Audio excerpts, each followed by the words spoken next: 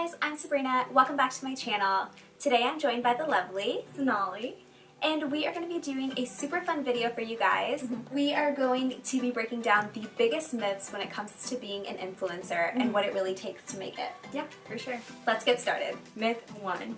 You get tons of free stuff. Now part of that is true. You do get some fun things if you are part of a PR list, but first of all, that doesn't come easy. No. And second of all, sometimes it's a little bit of a hassle. I don't mean to sound ungrateful because I love working with the brands that I work with, but sometimes when you're added to PR lists, especially during the holidays, you just get tons of mail.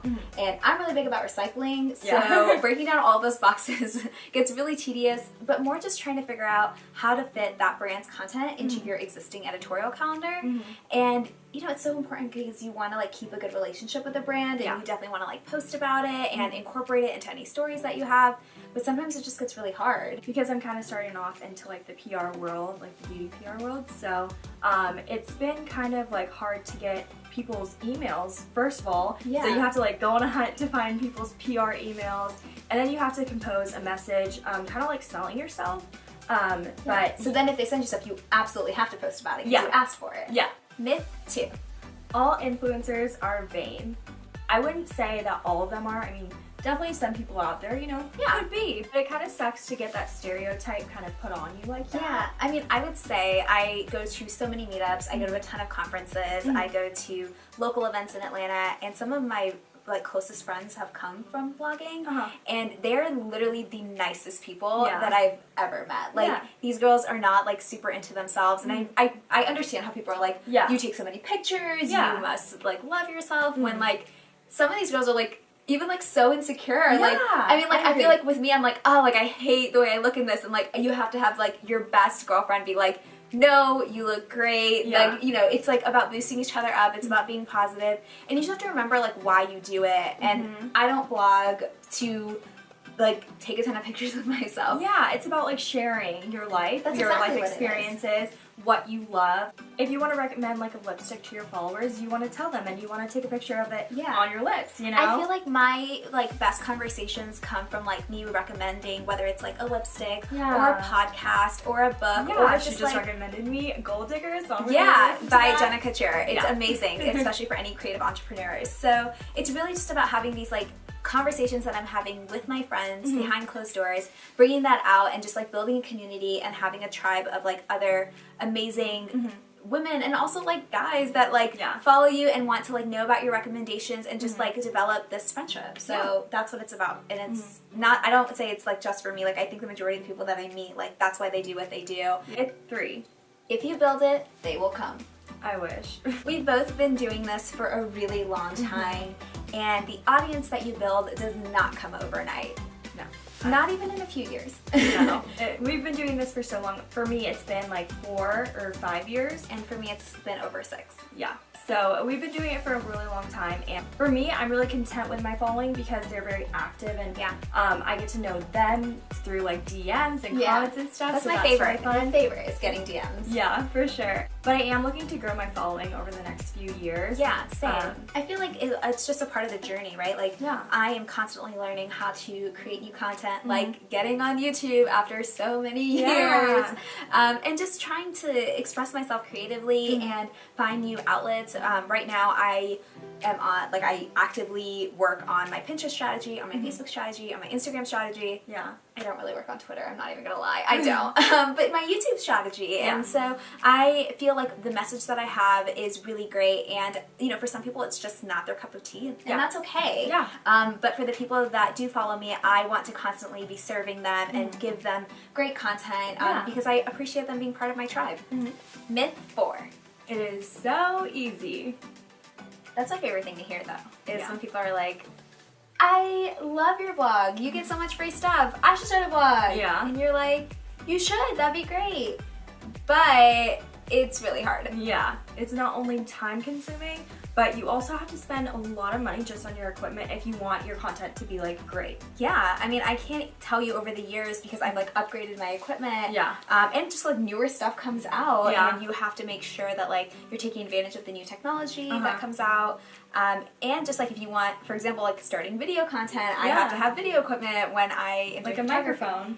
Yes. I need to get a microphone. But just like, it's so hard, and I think that I feel like technically you really never stop working. It's true. You're either doing an Instagram post to promote a blog post, or editing a video. And for me, I do YouTube as my main platform, so I do a lot of video editing, and sometimes it can drain you because you're watching the same thing over and over again. Yeah, I mean, you're constantly engaging with your audience, posting posts, figuring out like strategies. So like I'm taking webinars and listening to podcasts, and like even in the car, like I'm working because I'm like listening to stuff that will help me, so that when I get to work, I have like a to-do list of things to do. When I get home from work, where I can really like sit down and creatively engage.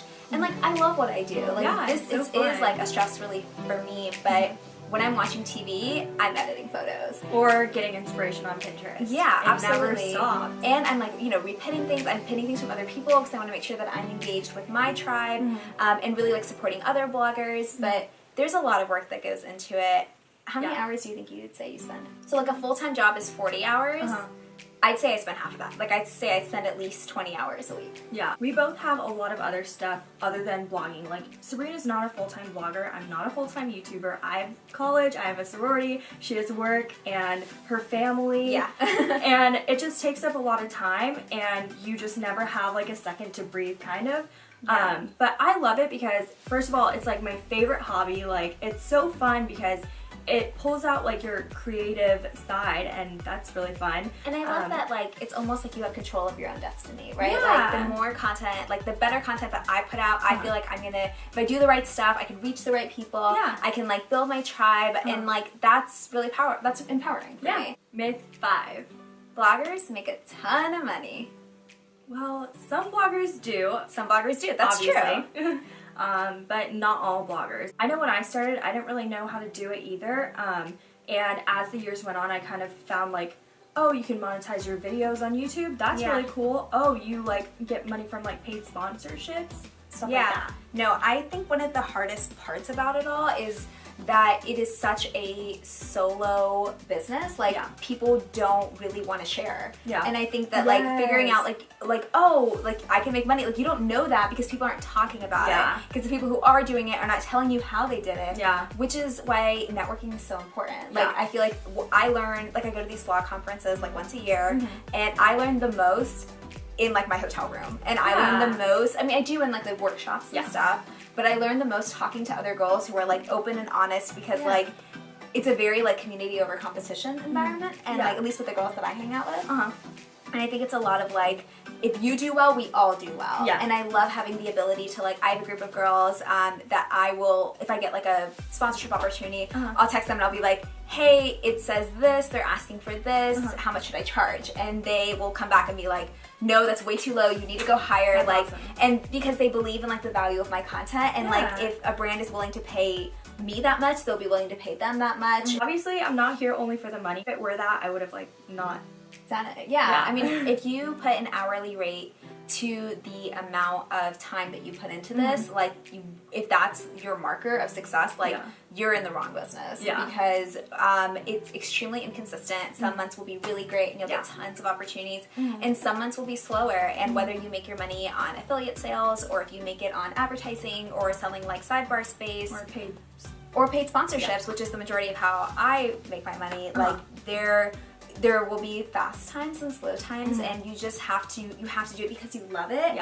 not because you're in it for the money. And for some people that's hard because of the amount of time that you put into it, which is why blogging's not for everyone. So that's it for our top 5 Mythbusters. If you like this video, be sure to give it a thumbs up and put a comment in the box below, as well as subscribe to my channel.